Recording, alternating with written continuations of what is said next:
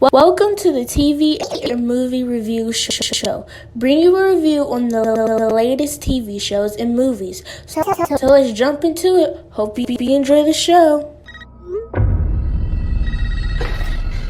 This isn't funny, Amber. Would you like to play a game, Tara? Hello everyone, I'm Jazzy929 and this is my movie and TV review show.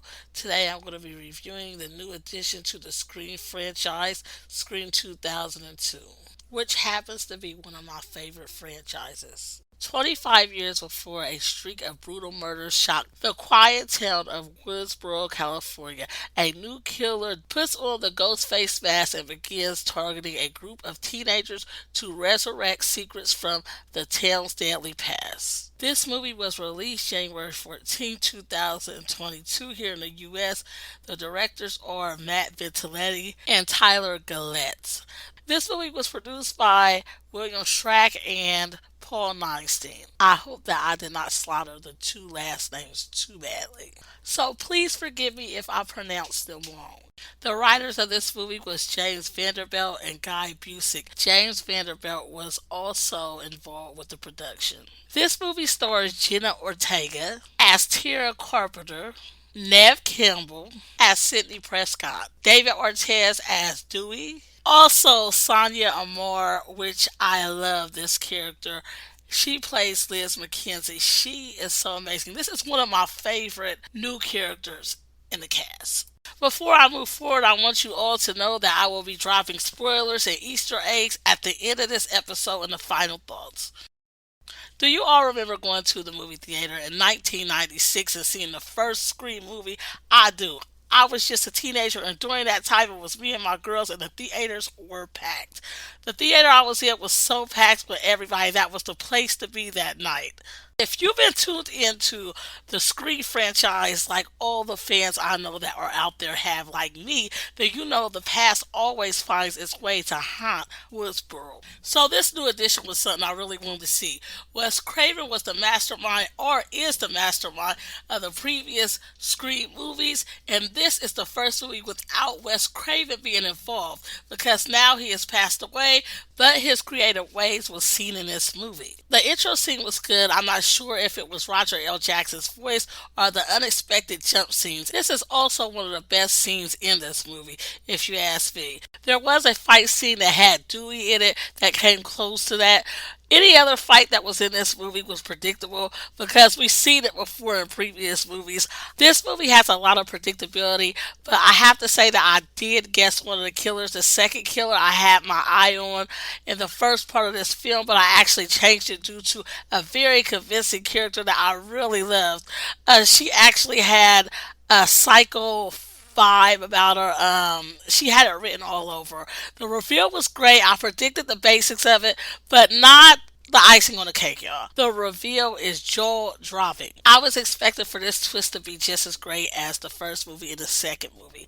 It did not give us this. It wasn't convincing enough. The characters will not be remembered as the killers as they were in the first and the second movie, and this was disappointing. The psychopath killers are what was needed in this film, I think. And I didn't get that vibe. The pace at times bothered me. At times the scenes was very slow paced, which was needed to explain the information and break down the important parts of this movie. But there were scenes that were car scenes and much more that were very prolonged, which was not needed. Let me explain to you guys a fast-paced part of the movie that I did not like. During the fight scenes, I'm one of them people that like to watch a fight and see it step by step as far as the tactics to see what landed someone somewhere. So with this movie, it was so fast, you're going to want to have to hit the rewind button. And you're going to have to hit it a couple times. And that would bother me. The OGs was a reason I watched this movie, of course, but I was surprised by the new cast. Only 3 characters out of the new cast is what really mattered in this whole film. They were the only memorable ones. That was Tara, Sam, and Liv. Sam's character stood out to me the most. The whole movie, her story will make you keep your eyes on her the whole movie, just to see what she's actually capable of. Samantha's character is so interesting. I could see a spinoff coming later later on based on her character alone. I was expecting more kick-ass action scenes from Gail and Sydney. Now, Dewey's character, he did kick ass in this movie, but again, it was so fast-paced that I wanted to hit the rewind button to enjoy the action more. The kills in this film were great.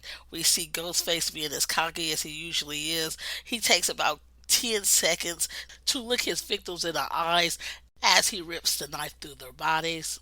It doesn't get no better than that. There are also kills in this movie that were not done by Ghostface. One that stood out for me the most, I don't want to give it away, but what I will tell you is that it was flaming hot. There were a lot of mentions of other Hollywood horror movies. I did like that. The humor in this movie did not come across as strong as it did in previous movies in this franchise. Now, I do not want y'all all that are tuned in to think that I am bashing this movie. That's not what I'm doing. I actually will be watching this movie again, and I do recommend for others to see it. But this is one of those movies that I would not enjoy watching more than twice. Hey everyone, if you would like to support this podcast, you can head over to jazzy929creations.com and purchase one of my design products from my shop. There you will find clothing and more coming soon for you and your loved ones. If you are enjoying this podcast, let me know by giving a rate and following. If you would like to know more about the podcast and more, hit the link in the description and head over to my website. Thank you all for your support. Now is the time that I share my thoughts on this film. With that being said, let's go ahead and jump into it. But before I do, I want to let you know that there will be spoilers ahead. As I watched this movie, there was a scene where Tara was in the hospital. She had just been attacked, and Sam, if I'm not mistaken, mentions to Tara that their mom is at a business conference away out of town. My whole thing as I'm watching this is like, hold on, mom needs to get her butt back to the city where Tara and Sam is. She hasn't seen Sam in forever, probably.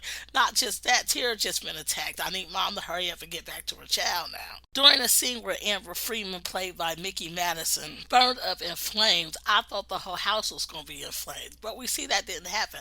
I want to know why Stu's house isn't burned down. It should have been burned down a long time ago. The party at Stu's house in this film was so dull. I remember in previous Scream movies that the party was lit. I remember watching the first Scream, and that party was a party I would want to be at. Now I'm about to mention something that everyone had to be thinking as they watched this film. Where the hell was everybody in the hospital? Where the hell was the staff? Where the hell was the patients? Come on, you guys. Ghostface's job cannot be made so goddamn easy. Ghostface decides to kill during the day and during the night, and you're telling me that there's nobody in the hospital? Come on. There were a lot of nods to the movie Halloween, also other movies in this film. I love that. Sid has a baby now. That was something that stood out that really entertained me for some odd reason. I was happy to see Sid having a baby, and she looked happily ever after in the new city. And she seems to be married to Mark Kincaid from a previous Scream movie. He played the detective. And it looks like Gail and Dewey tried to work things out. They actually got married. It didn't work.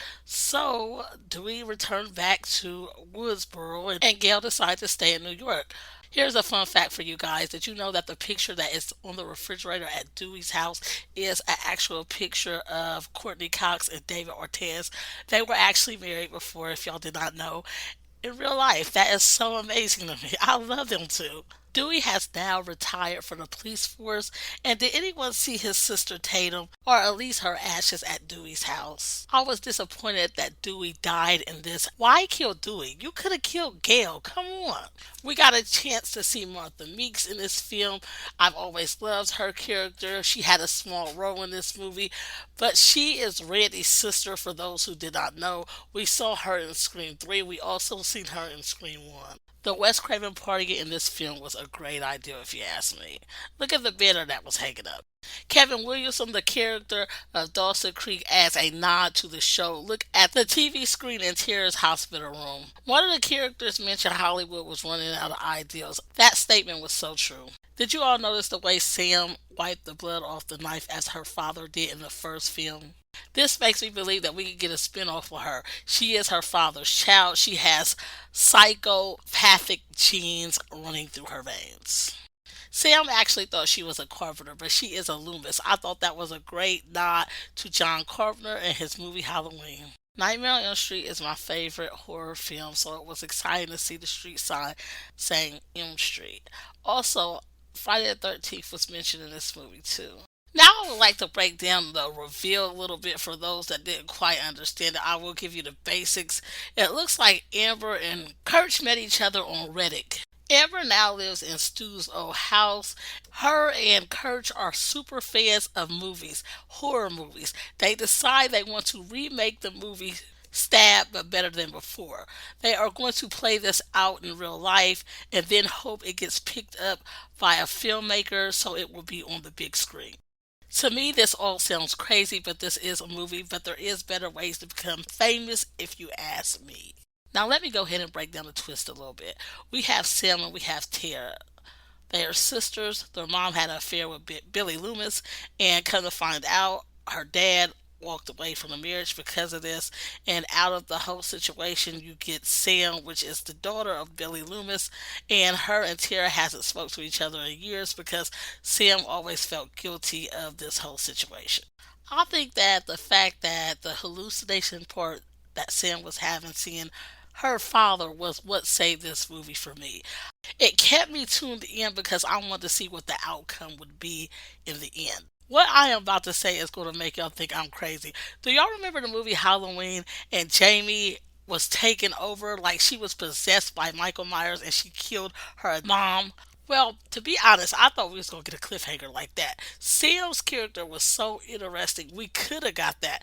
Remember, she has psychopathic genes running through her veins, and I thought she was going to snap, and we was going to see her standing over Gail with a knife or Sid, and that would be the cliffhanger that we was all left with by the end of this movie. The CGI that they used for Billy Loomis in this movie to appear could have been done better. Something else that stood out for me was Vince was Stu's nephew. Check out the Jason mask he has on his upper arm.